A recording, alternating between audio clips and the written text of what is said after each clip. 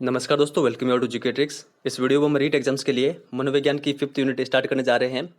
5th unit में आपके जो टॉपिक है वो है आरटी एक्ट 2009, एनसीएफ 2005, मापन, मूल्यांकन और आकलन, क्रियात्मक अनुसंधान, सतत एवं व्यापक मूल्यांकन और उपलब्धि परीक्षण।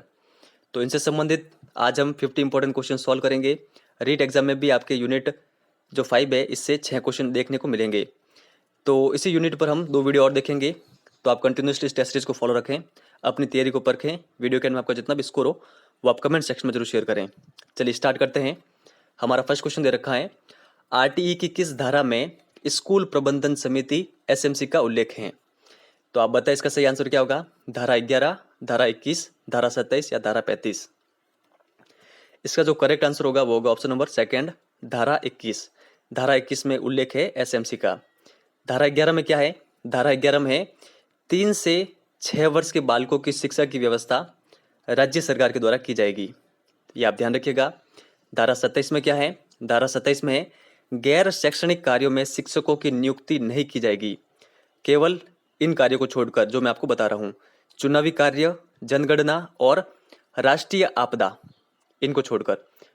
और धारा 35 में क्या दे रखा है? इसमें दे रखा है शैक्षणिक योग्य जो योजनाएं होती है, शैक्षणिक योजनाएं, इनका निर्माण केंद्र सरकार के द्वारा किया जाएगा।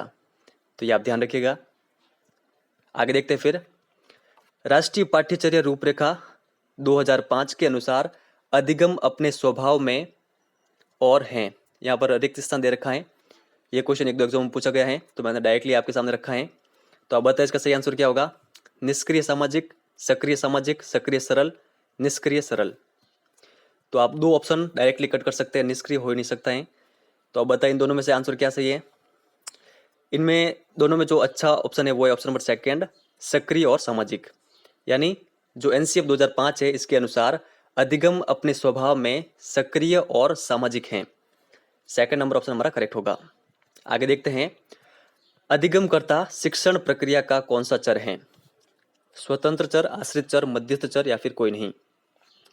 तो अधिगमकर्ता शिक्षण प्रक्रिया का आश्रित चर होता है। सेकंड नंबर हमारा करेक्ट है। जो शिक्षक होता है वो होता है स्वतंत्र चर, और जो पाठ्यपुस्तकें होती है वो होती है मध्यस्थ चर। तो ये भी आप ध्यान रखिएगा। शिक्षण क्रियाओं की एक विधि है जो सीखने की उत्सुकता जागृत करती है। परिभाषा किसने प्रदान की थी? तो आप बताएं इसका सही आंसर क्या होगा। यह परिभाषा दी गई थी स्मिथ के द्वारा। तो ऑप्शन नंबर फर्स्ट यहाँ पर करेक्ट है। आगे देखते हैं फिर, जॉन डीवी ने शिक्षण को कैसी प्रक्रिया माना है? द्विमुखी, त्रिमुखी, एकमुखी या फिर बहुपक्षीय? तो इन्होंने शिक्षण को माना है त्रिमुखीय। ऑप्शन नंबर सेकंड हमारा करेक्ट आंसर होगा। त्रिमुखी में कौन कौन? एक शिक्षक, दूसरा विद्यार्थी और तीसरा पाठ्यक्रम। तो ये आप ध्यान रखिएगा। मुख्यतः आकलन कितने प्रकार के होते हैं? तो मुख्यतः आकलन होते हैं 2 प्रकार के। 2 प्रकार कौन कौन से ये आप ध्यान रखिएगा। एक संकलित आकलन, जिसे इंग्लिश में कहा जाता है समेटिव असेसमेंट, और एक होता है निर्माणी आकलन, और इसे इंग्लिश में कहा जाता है फॉर्मेटिव असेसमेंट। तो ये आप ध्यान रखिएगा। आगे देखते हैं, काफ़ी इंपॉर्टेंट परिभाषा है मूल्यांकन से संबंधित। मूल्यांकन योग्यता नियंत्रण की एक व्यवस्था है जिसमें शिक्षण एवं अधिगम प्रक्रिया की प्रभावशीलता का आकलन किया जाता है। उक्त परिभाषा है B S Bloom, Cronbach, Crow and Crow या फिर कैटल। तो मूल्यांकन की यह परिभाषा दी गई थी बीएस ब्लूम के द्वारा। ऑप्शन नंबर फर्स्ट हमारा करेक्ट आंसर होगा। नेक्स्ट आगे देखते हैं, कैबिनेट ने आरटी एक्ट 2009 को कब मंजूरी दी? तो कैबिनेट ने दी थी आरटी एक्ट को मंजूरी 2 जुलाई 2009 को। ऑप्शन नंबर फर्स्ट हमारा करेक्ट आंसर होगा। ये राज्यसभा में कब पारित हुआ था आरटी एक्ट? ये हुआ था 20 जुलाई 2009 को। ये आप ध्यान रखिएगा। और इसे लोकसभा में पारित किया गया था 4 अगस्त 2009 को। तो ये भी आप साथ में ध्यान रखिएगा। राष्ट्रपति ने इस पर हस्ताक्षर कब किए थे? ये भी आप ध्यान रख सकते हैं, 26 अगस्त को। ठीक है। और इसके एक दिन बाद यानी 27 अगस्त को आरटी एक्ट को गजट में प्रकाशित करवाया गया था। तो सारे फैक्ट आप ध्यान रखिएगा, काफ़ी अधिक इंपॉर्टेंट है। नेक्स्ट आगे देखते हैं, एनसीएफ 2005 में गुणवत्ता आयाम शीर्षक के अंतर्गत महत्व दिया गया है भौतिक संसाधनों को, शिक्षित और अभिप्रेरित अध्यापकों को, बालकों के लिए ज्ञान के संदर्भ में संरचित अनुभवों को, या फिर बालकों के लिए संरचित अनुभव एवं पाठ्यक्रम सुधार को। तो यहाँ पर जो उसका करेक्ट आंसर है वो है ऑप्शन नंबर 4। ये आप ध्यान रखिएगा, बालकों के लिए संरचित अनुभव एवं पाठ्यक्रम सुधार को। नेक्स्ट आगे देखते हैं, मुख्यतः मूल्यांकन के कितने प्रकार होते हैं? 1 2 3 4। तो आप बताइए इसका सही आंसर क्या होगा? इसका सही आंसर होगा 2। ठीक है, अलग अलग पुस्तकों में अलग अलग दे रखा है, लेकिन मुख्यतः इसके 2 प्रकार होते हैं। एक होता है योगात्मक मूल्यांकन और एक होता है रचनात्मक मूल्यांकन। तो ये आप ध्यान रखिएगा। नेक्स्ट आगे देखते हैं, जब बालक की परीक्षा द्वारा मापी हुई योग्यता के सही मूल्यांकन में स्थायित्व होता है तब उस परीक्षा को कहते हैं वैधता, विश्वसनीयता, वस्तुनिष्ठता या फिर कोई नहीं। तो आप बताएं इसका सही आंसर क्या होगा? इसका करेक्ट आंसर है विश्वसनीयता। ऑप्शन नंबर 2 हमारा करेक्ट आंसर होगा। यानी आपका कोई टेस्ट लिया गया, आपके अंक आए 10, बाद में वापस आपका वही टेस्ट लिया गया, फिर भी आपके अंक भार में कोई कमी नहीं हुई, वापस आपके 10 अंक आए, यानी बार बार मूल्यांकन के बाद में भी स्थायित्व आ रहा है। ठीक है, आपके अंक भार में किसी भी प्रकार की कमी नहीं आ रही है, तो फिर वो क्या होगा? विश्वसनीयता। अगर जो आपकी कॉपी चेक की गई वो अलग अलग प्रशिक्षकों के द्वारा की गई, यानी अलग अलग अध्यापकों के द्वारा, फिर भी उसमें कोई अंक भार में कमी या फिर बढ़ोतरी नहीं होती है, सेम होता है, तब वो क्या होगा? वस्तुनिष्ठता। तो ये आप ध्यान रखिएगा। आगे देखते हैं, परीक्षा शिक्षण प्रतिमान के प्रवर्तक कौन है? ब्रूनर, जीन पियाजे, हिल्दी ताबा या फिर रिचर्ड सचमैन। इसका करेक्ट आंसर होगा ऑप्शन नंबर 4, रिचर्ड सचमैन। ये भी आप ध्यान रखिएगा। आगमन चिंतन प्रतिमान है, इसके प्रवर्तक है हिल्दी ताबा, और प्रत्यय निष्पत्ति प्रतिमान इसके हैं ब्रूनर प्रवर्तक। तो आप ध्यान रखिएगा। आगे देखते हैं, विद्यालय एक ऐसा वातावरण है जहां बालक के वांछित विकास की दृष्टि से उसे विशिष्ट क्रियाओं व व्यवसायों की शिक्षा दी जाती है। परिभाषा किसने प्रस्तुत की? तो आप बताएं इसका सही आंसर क्या होगा? ये परिभाषा दी गई थी जॉन डीवी के द्वारा। ऑप्शन नंबर 2 हमारा करेक्ट आंसर होगा। तो आप ध्यान रखें। आगे देखते हैं, व्यापकता का गुण किन प्रश्नों में सर्वाधिक होता है? निबंधात्मक प्रश्न, वस्तुनिष्ठ प्रश्न, लघुतरात्मक प्रश्न या फिर कोई नहीं।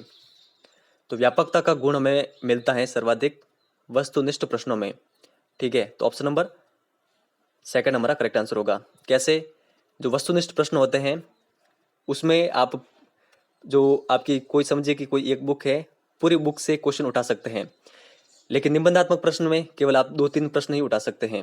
लघुतरात्मक में भी कम क्वेश्चन ही उठा सकते हैं, लेकिन जो वस्तुनिष्ठ प्रश्न होते हैं उनमें व्यापकता का गुण पाया जाता है। तो आप ये ध्यान रखिएगा। निम्न में से कौन सी मापन की मापनी नहीं है? नामित, क्रमिक, अंतराल, अनुपात या फिर कोई नहीं। तो हमारा करेक्ट आंसर होगा कोई नहीं। यहाँ पर दे रखा है मापन की मापनी नहीं है, तो यहाँ पर ऐसा नहीं है। ये जो चारों हैं ये चारों मापन की मापनियाँ हैं। तो आप ध्यान रखिएगा, मापन की कितनी मापनी होती है? 4। नामित मापनी, क्रमिक मापनी, अंतराल मापनी और अनुपात मापनी। आरटी एक्ट के तहत प्राथमिक स्तर पर न्यूनतम शैक्षणिक घंटे व कार्य दिवस होते हैं। तो न्यूनतम शैक्षणिक घंटे होते हैं 800 घंटे और कार्य दिवस होते हैं 200 दिन। तो 2 नंबर करेक्ट है। राष्ट्रीय पाठ्यचर्या रूपरेखा 2005 में बहुभाषा को एक संसाधन के रूप में समर्थन दिया गया, क्योंकि यह एक तरीका है जिसमें प्रत्येक बालक सुरक्षित महसूस करे। भाषागत पृष्ठभूमि के कारण यह बालकों को अपने विश्वास के लिए प्रोत्साहन देगा, या फिर इनमें से सभी। तो यहां पर जो हमारा करेक्ट आंसर होगा वो होगा ऑप्शन नंबर 4, इनमें से सभी। आगे देखते हैं, क्रियात्मक अनुसंधान शिक्षकों, निरीक्षकों एवं प्रशासकों के द्वारा अपने निर्णय और कार्यों की गुणवत्ता उत्पत्ति के लिए प्रयोग किया जाने वाला अनुसंधान है। तो यह परिभाषा किसके द्वारा दी गई, आप बताएं। तो क्रियात्मक अनुसंधान की यह परिभाषा दी गई थी कोरे के द्वारा। तो यहां पर ऑप्शन नंबर 1 हमारा करेक्ट आंसर होगा। नेक्स्ट आगे देखते हैं, शिक्षण प्रक्रिया का आंकिक निर्धारण करना क्या कहलाता है? तो क्या कहलाता है आप बताएं। यहां पर हमारा करेक्ट आंसर होगा मापन कहलाता है। आगे देखते हैं, मूल्यांकन की यहां पर ये प्रविधियों है, प्रविधियों को कितने भागों में बांटा जा सकता है? 1 2 3 4। तो आप बताएं इसका सही आंसर क्या होगा? जो मूल्यांकन की प्रविधियां होती है उन्हें 2 भागों में बांटा जाता है। तो ऑप्शन नंबर 2 हमारा करेक्ट आंसर होगा। 2 प्रविधियां कौन कौन सी है? एक होती है अप्रमापीकृत प्रविधियां और एक होती है प्रमापीकृत प्रविधियां। तो आप ध्यान रखिएगा। अनुसंधान जो सामाजिक समस्याओं से संबंधित होता है तथा विद्यालय की जनशक्ति द्वारा विद्यालय के क्रियाकलापों में सुधार हेतु संचालित किया जाता है कहलाता है। मौलिक अनुसंधान, क्रियात्मक अनुसंधान, सामाजिक अनुसंधान या फिर कोई नहीं। तो आप बताएं इसका सही आंसर क्या होगा। यहाँ पर हमारा करेक्ट आंसर होगा ऑप्शन नंबर सेकंड, क्रियात्मक अनुसंधान। नेक्स्ट आगे देखते हैं। जिस उद्देश्य के लिए परीक्षण तैयार किया जाता है यदि वह उसकी पूर्ति करता है तो वह कहलाएगा। तो आप बताएं इसका सही आंसर क्या होगा। यहाँ पर हमारा करेक्ट आंसर है वैध परीक्षण। ऑप्शन नंबर फर्स्ट यहाँ पर करेक्ट आंसर है। नेक्स्ट आगे देखते हैं। उपलब्धि परीक्षण निर्माण में समंकन योजना बनाने का उद्देश्य है निर्णय संबंधी असंगति को दूर करने में सहायता प्रदान करना, प्रश्नों की संख्या निर्धारित करना, छात्रों की कठिनाइयों का निर्धारण करना या फिर उक्त सभी। तो यहाँ पर जो हमारा करेक्ट आंसर होगा वो होगा उक्त सभी। ऑप्शन नंबर फोर्थ यहाँ पर करेक्ट है। आगे देखते हैं। आरटीई की किस धारा में यह बताया गया है कि बच्चों को शारीरिक दंड देना और प्रताड़ित करना मना है। तो आप बताएं इसका सही आंसर क्या होगा। यहाँ पर हमारा करेक्ट आंसर है धारा 17 में, ऑप्शन नंबर फोर्थ। धारा 1 में क्या है, धारा 1 में इस एक्ट का नाम दे रखा है निःशुल्क एवं अनिवार्य शिक्षा अधिकार, ठीक है। और इसका विस्तार दे रखा है, उस समय इसका विस्तार जम्मू कश्मीर को छोड़कर पूरे भारत में था। वर्तमान में जम्मू कश्मीर में भी ये लागू है। और ये लागू कब से हुआ ये भी धारा 1 के तहत दे रखा है 1 अप्रैल 2010। तो आप ध्यान रखिएगा। धारा 3 में क्या दे रखा है, धारा 3 में ये दे रखा है बालक का निःशुल्क एवं अनिवार्य शिक्षा का अधिकार, ठीक है, जो कि संविधान का जो अनुच्छेद है 21A इसमें इसका वर्णन है। और धारा 10 में क्या है, धारा 10 में माता पिता के कर्तव्य। तो आप ध्यान रखिएगा। किन की अध्यक्षता में विद्वानों ने एनसीएफ 2005 तैयार किया। काफी इंपॉर्टेंट प्रश्न है कि यहाँ पर हमारा करेक्ट आंसर होगा प्रोफेसर यशपाल। नेक्स्ट आगे देखते हैं। निम्नलिखित में से कौन क्रियात्मक शोध से संबंधित नहीं है। क्रियात्मक शोध सिद्धांत निर्माण में सहायक है, यह व्यावहारिक समस्याओं के समाधान में सहायक है, त्वरित चिंताजनक समस्या के ऊपर यह केंद्रित होता है, यह रचनात्मक प्रतिक्रिया देता है, जैसे उद्देश्य और प्रणाली में खुला परिवर्तन होना। तो आप बताएं कौन सा क्रियात्मक शोध से संबंधित नहीं है। यह क्वेश्चन रीट 2018 में पूछा गया था। यहाँ पर हमारा करेक्ट आंसर होगा ऑप्शन नंबर फर्स्ट, क्रियात्मक शोध सिद्धांत निर्माण में सहायक है, ये क्रियात्मक शोध से संबंधित नहीं है। नेक्स्ट आगे देखते हैं। सीसीई प्रणाली में ए फर्स्ट ग्रेड कितने प्रतिशत अंक प्राप्त करने वाले छात्रों को प्रदान की जाएगी। तो आप बताएं इसका सही आंसर क्या होगा। यहाँ पर हमारा करेक्ट आंसर होगा 91 से 100। तो आप ध्यान रखिएगा। उपचारात्मक शिक्षण का उद्देश्य होता है, तो इसका उद्देश्य होता है छात्रों का पिछड़ापन दूर करना। ऑप्शन नंबर थर्ड यहाँ पर करेक्ट है। आगे देखते हैं। सीबीएसई ने किस वर्ष 10वीं बोर्ड परीक्षा में सतत एवं समग्र मूल्यांकन प्रणाली लागू की थी। तो ये की थी वर्ष 2010-11 में। आगे देखते हैं।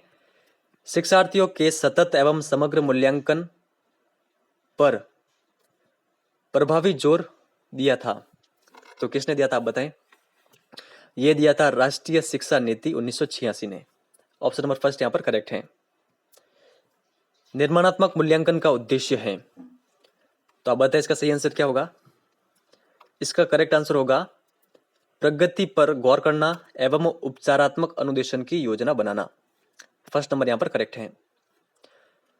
किस परीक्षण के बाद उपचारात्मक परीक्षण किया जाता है। तो जो उपचारात्मक परीक्षण होता है यह किया जाता है निदानात्मक परीक्षण के बाद। पहले किसी भी समस्या का निदान किया जाता है, फिर उसका उपचार किया जाता है। मूल्यांकन के संबंध में असत्य है, इसका क्षेत्र अत्यंत व्यापक है, इसका तुलनात्मक अध्ययन संभव है, यह गुणात्मक व परिमाणात्मक दोनों है, यह केवल संख्यात्मक है। तो मूल्यांकन के संबंध में असत्य है, ऑप्शन नंबर फोर्थ, यह केवल संख्यात्मक है। आगे दे रखा है। मापन एवं मूल्यांकन शब्द का सर्वप्रथम प्रयोग किसने किया था। तो इन शब्दों का सर्वप्रथम प्रयोग किया था कैटल ने। ऑप्शन नंबर सेकंड यहां पर करेक्ट होगा। नेक्स्ट आगे देखते हैं। छात्रों की किसी एक इकाई का आकलन करने के लिए कौन सा परीक्षण किया जाता है। काफी अधिक इंपॉर्टेंट प्रश्न है, तो आप बताएं इसका सही आंसर क्या होगा। यहां पर इसका करेक्ट आंसर है निष्पत्ति परीक्षण। नेक्स्ट आगे देखते हैं। किस विधि में छात्र विशिष्ट से सामान्य की ओर अग्रसर होता है? तो आप बताइए इसका सही आंसर क्या है? इस विधि का नाम है आगमन विधि। तो ऑप्शन नंबर थर्ड हमारा करेक्ट आंसर होगा। आगमन विधि के और भी शिक्षण सूत्र हैं, एक तो यही है विशिष्ट से सामान्य की ओर। इसके अलावा कौन कौन से मैं आपको बता देता हूँ। इसके अलावा है पूर्ण से अपूर्ण की ओर, ये आप ध्यान रखिएगा। इसके अलावा है ज्ञात से अज्ञात की ओर। इसके अलावा उदाहरण से नियम की ओर, और एक और है सरल से कठिन की ओर।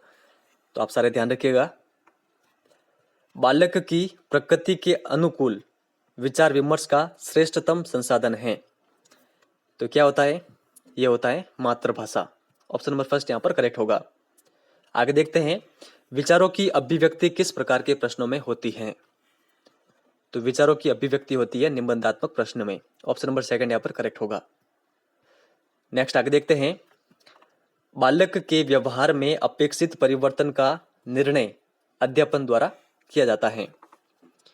तो आप बताएं इसका सही आंसर क्या होगा? इसका करेक्ट आंसर होगा मूल्यांकन से। Option number first. नेक्स्ट आगे देखते हैं, निष्पत्ति या उपलब्धि परीक्षण आधारित होता है।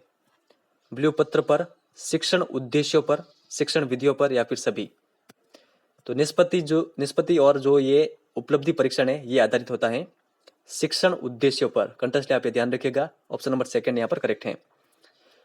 एक शैक्षिक उपलब्धि परीक्षण यह है जिसका निर्माण समूह में कौशल के मापन के लिए किया जाता है। तो ये परिभाषा किसके द्वारा दी गई थी आप बताएं? जो अचीवमेंट टेस्ट होता है इसकी ये परिभाषा है। ये परिभाषा दी थी फ्रीमैन ने। ऑप्शन नंबर फर्स्ट यहाँ पर करेक्ट है। सर्वप्रथम क्रियात्मक अनुसंधान शब्द का प्रयोग किसने किया था? तो क्रियात्मक अनुसंधान इस शब्द का सर्वप्रथम प्रयोग किया था कोलियर। ऑप्शन नंबर थर्ड यहाँ पर करेक्ट है। आगे दे रखा है, एनसीएफ 2005 में कला शिक्षा को विद्यालय में जोड़ने का उद्देश्य क्या है? सांस्कृतिक विरासत की प्रशंसा करना, छात्रों के व्यक्तित्व और मानसिक स्वास्थ्य को विकसित करना, केवल एक सही, या फिर दोनों? यहां पर इसका करेक्ट आंसर होगा दोनों। तो फोर्थ नंबर हमारा करेक्ट आंसर होगा। आगे देखते हैं, निम्न में से कौन सा शोध का चरण शोध को क्रियात्मक अनुसंधान बनाता है? तो आप बताएं इसका सही आंसर क्या होगा? तो ये बनाता है प्रोग्राम का क्रियान्वयन एवं अंतिम मूल्यांकन। ऑप्शन नंबर सेकंड यहां पर करेक्ट है। आगे दे रखा है, शिक्षक किस धारा के तहत प्राइवेट ट्यूशन नहीं पढ़ा सकता? तो ये होगा धारा 28। अब आपको मैं कमेंट सेक्शन में जो मैंने आगे आपसे पूछा है वो एक पूछता हूं कि धारा 11 में क्या है। चलिए सिंपली देता हूं आपको, धारा 10 में क्या है। धारा 10 में क्या है वो आप कमेंट सेक्शन में लिख के जरूर बताएं। आगे दे रखा है, बीएस ब्लूम ने शिक्षा में कौन सा नवीन आयाम दिया? हर्बर्ट उपागम, मूल्यांकन उपागम, आरसीईएम उपागम, या फिर कोई नहीं? ये क्वेश्चन रीट 2018 में पूछा गया था, जो फर्स्ट आपकी लैंग्वेज है हिंदी वहां पर। तो यहां पर जो इसका करेक्ट आंसर होगा वो होगा मूल्यांकन उपागम। ऑप्शन नंबर सेकंड यहां पर करेक्ट है। एक अच्छे मूल्यांकन की विशेषता नहीं है वैधता, वस्तुनिष्ठता, आत्मनिष्ठता, या फिर व्यापकता? यहां पर इसका करेक्ट आंसर होगा ऑप्शन नंबर थर्ड, आत्मनिष्ठता। नेक्स्ट आगे देखते हैं, सबसे अधिक विश्वसनीय परीक्षण कौन सा है? तो ये होता है, ऑप्शन देखते हैं पहले, शिक्षक निर्मित परीक्षण, मौखिक परीक्षण, आत्मनिष्ठ परीक्षण, या फिर प्रमाणीकृत परीक्षण? इसका करेक्ट आंसर होगा सबसे अधिक विश्वसनीय परीक्षण होता है प्रमाणीकृत परीक्षण। ऑप्शन नंबर फोर्थ यहां पर करेक्ट है। आगे दे रखा है, सीसीई में व्यापकता का आशय निम्नलिखित में से नहीं है। दायरे की व्यापकता, विषयों की व्यापकता, उपकरणों की व्यापकता, या फिर प्रश्नों की व्यापकता? यहां पर इसका करेक्ट आंसर होगा ऑप्शन नंबर फोर्थ, प्रश्नों की व्यापकता। और हमारा लास्ट क्वेश्चन दे रखा है, किस मूल्यांकन में मापन की भूमिका सब सीखी हुई कुशलताओं के निष्पादन का एक संपूर्ण अवलोकन देती है? निर्माणात्मक मूल्यांकन, योगात्मक मूल्यांकन, निदानात्मक मूल्यांकन, या फिर कोई नहीं? तो आपका जितना भी स्कोर रहा है वो आप कमेंट सेक्शन में जरूर शेयर करें। वीडियो आपको कैसा लगा ये भी आप कमेंट सेक्शन में जरूर बताएं। तो इसका जो करेक्ट आंसर होगा वो होगा ऑप्शन नंबर सेकंड, योगात्मक मूल्यांकन। ऑप्शन नंबर सेकंड यहाँ पर करेक्ट है। तो फ्रेंड्स ये था हमारा वीडियो। अगर आप चैनल पर नए हैं तो चैनल को सब्सक्राइब जरूर करें। इस वीडियो में इतना ही है। धन्यवाद।